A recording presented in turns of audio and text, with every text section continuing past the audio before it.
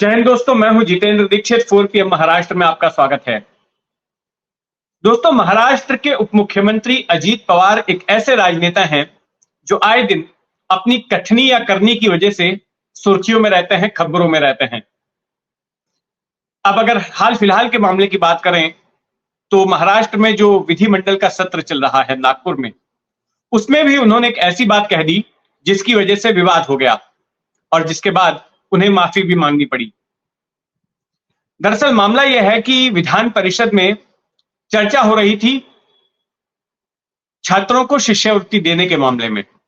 तो इस मामले में जो एमएलसी हैं सतेज पाटिल, उन्होंने एक प्रस्ताव रखा कि सरकार जो मराठाओं को सारथी योजना के तहत शिष्यवृत्ति दे रही है, स्कॉलरशिप दे रही है, उसका फायदा पीएचडी करने के लिए सिर्फ 200 छात्रों को ही मिल रहा है। तो ये संख्या और बढ़ाई जानी चाहिए ताकि और ज्यादा छात्रों को इस स्कीम के तहत फायदा मिल सके, ज्यादा छात्र पीएचडी कर सकें। तो अपना भाषण दे ही रहे थे कि उस वक्त सभागृह में मौजूद अजीत पवार ने बीच में उन्हें टोक दिया और कहा कि क्या फायदा पीएचडी करके, ये लोग कौन से दिए जला लेंगे।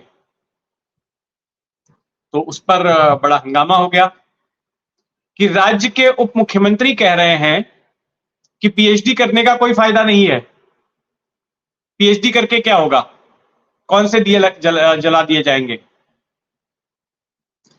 उनके इस बयान के बाद राज्य भर से पीएचडी के स्टूडेंट्स आंदोलन करने लगे। ट्विटर पे, एक्स पर उनको ट्रोल किया जाने लगा, उनके विरोध में बयान आए और साथ ही में जो विपक्षी पार्टियां थी, महाविकास आघाड़ी के जो घटक दल थे, उन्होंने भी अजीत पवार को आड़े हाथों लिया और कहा कि यह अजीत पवार का अहंकार है और यह सरकार शिक्षा विरोधी है। दोस्तों, पीएचडी करने का मतलब होता है कि एकेडमिक लाइफ की सबसे हाईएस्ट डिग्री हासिल करना।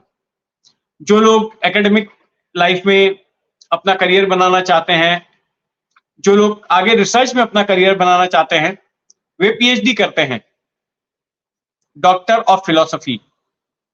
यहां पर फिलॉसफी सब्जेक्ट के लिहाज से नहीं देखा जाता, बल्कि फिलॉसफी का जो ग्रीक में मीनिंग होता है वो होता है लवर ऑफ विजडम, यानी कि कोई बुद्धिमत्ता की चाह रखता है ऐसा शख्स। तो उसका अजीत पवार विरोध कर रहे थे। एमएनएस ने भी एक्स पर अपना बयान जारी किया अपने अधिकृत हैंडल से और यह कहा कि इन राजनेताओं के पास में विज्ञापनबाजी के लिए, मंत्रियों के आलीशान दालान के लिए, गाड़ी के लिए, बंगले के लिए बेतहाशा खर्च करने की खातिर पैसे हैं, लेकिन जब बात आती है कि शिक्षा पर खर्च करो तो पूछते हैं पीएचडी करके क्या दिए जला लेंगे। कुछ लोगों ने एक्स पर यह सवाल भी किया कि आखिर उप मुख्यमंत्री बनके अजीत पवार ने कौन से दिए जला लिए।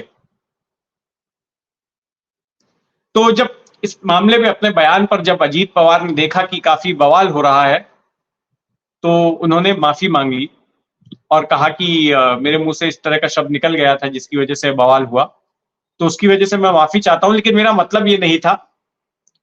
पीएचडी एक महत्वपूर्ण डिग्री है और मेरा मानना है कि पीएचडी के जो विषय हैं वो ऐसे चुने जाने चाहिए जिससे कि लोगों को फायदा हो। हमारे पास इतने पीएचडी हैं, लेकिन कितने पीएचडी किए हुए लोगों से राज्य को फायदा होता है। जो पीएचडी का विषय है उसे तय करने के लिए कोई समिति बनाई जाए। और फिर उन्होंने ये भी कहा कि जिनको जर्मन की जानकारी है, जर्मन भाषा की, उनके लिए अच्छा स्कोप है। तो उन्होंने डाउन प्ले करने की कोशिश की इस पूरे मसले को। लेकिन अजीत पवार के साथ ये पहली बार नहीं हो रहा है। अजीत पवार इससे पहले भी कुछ एक बार इसी तरह से अपने शब्दों की वजह से, अपनी जुबान की वजह से फंस चुके हैं। साल 2013 का बयान याद कीजिए, जब महाराष्ट्र में सूखा पड़ा हुआ था और महाराष्ट्र के सोलापुर में एक किसान 55 दिनों से अनशन कर रहा था इस मांग को लेकर कि बांध खोला जाए ताकि उसके खेतों में सिंचाई के लिए पानी आ सके। तो वहीं पर जब अजीत पवार एक कार्यक्रम में गए भाषण दे रहे थे, तो वहां पर उन्होंने कहा कि अब जब बांधों में पानी नहीं है तो मैं क्या उसे भरने के लिए उनमें पेशाब कर दूं? पेशाब भी नहीं होती, क्योंकि पीने के लिए ही पानी नहीं है। आपको ऐसा लग रहा होगा कि मैं इस तरह से बोल रहा हूं तो शायद मैंने दिन में ही ले ली है। हालांकि उन्होंने हंसी मजाक में ये बात कही थी, लेकिन एक उप मुख्यमंत्री जैसे पद पर आसीन व्यक्ति के मुंह से ऐसे शब्द जाहिर तौर पर बवाल मचाने के लिए पर्याप्त थे, और इस पर जमकर हंगामा हुआ।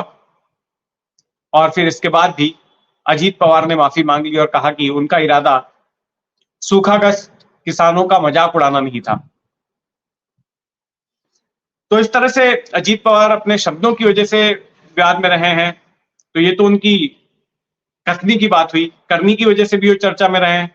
2019 को याद कीजिए, नवंबर में, जब एक तरफ चर्चा हो रही थी महाविकास आघाड़ी के तीनों घटक दलों की, कांग्रेस, शिवसेना और एनसीपी की, कि उद्धव ठाकरे को मुख्यमंत्री बनाना है, तो अगली सुबह जाकर अजीत पवार देवेंद्र फडणवीस के साथ में शपथ ले लेते हैं उप मुख्यमंत्री पद की, फडणवीस बन जाते हैं मुख्यमंत्री।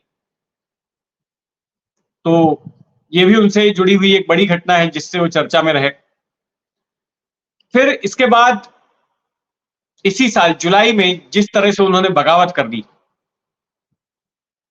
वो अपने आप में बड़ी घटना थी।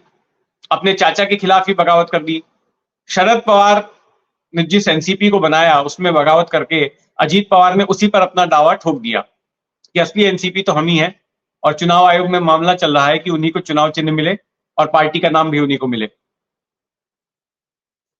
इसके अलावा भी हाल ही में जब पहला ही दिन था महाराष्ट्र विधिमंडल का, तो उस वक्त भी अजीत पवार चर्चा में आ गए, जब नवाब मलिक, जो कि एनसीपी के विधायक हैं, वो हाल ही में जमानत पर बाहर आए, और जिनके बारे में अभी तक ये नहीं पता है कि वो कौन से वाली एनसीपी में है, शरद पवार वाली में या अजीत पवार वाली में। तो जब वो विधानसभा में आए तो वो अजीत पवार गुट के साथ में बैठ गए, सत्ताधारी पक्ष के साथ में बैठ गए। तो इससे लोगों को ये लगा कि शायद ये अजीत पवार का गुट ज्वाइन कर रहे हैं।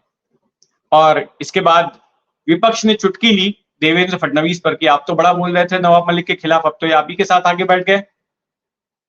तो नवाब मलिक ने एक धमकी भरा खत लिखा अजीत पवार को कि नवाब मलिक को मत लेना, उनके ऊपर देशद्रोह जैसा आरोप है, और अगर उनको लिया तो महाविकास आघाड़ी में बाधा आ सकती है।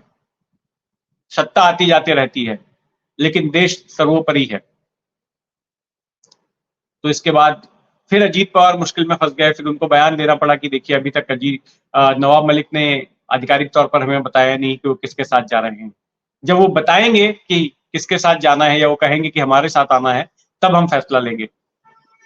तो ऐसा कह के उन्होंने मामले को ठंडा करने की कोशिश की। तो अभी भी और 1-1.5 हफ्ते बचे हैं महाराष्ट्र विधिमंडल सत्र को, और जैसा कि हर रोज कुछ ना कुछ दिलचस्प हो रहा है, तो आगे भी जिस तरह की हलचल होगी वो मैं आप तक पहुंचाऊंगा। आप बने रहिए 4 PM महाराष्ट्र के साथ में। और ये खबर आपको कैसी लगी, इस पर आपका क्या सोचना है, अपनी टिप्पणी कमेंट बॉक्स में जरूर रखें। जय हिंद।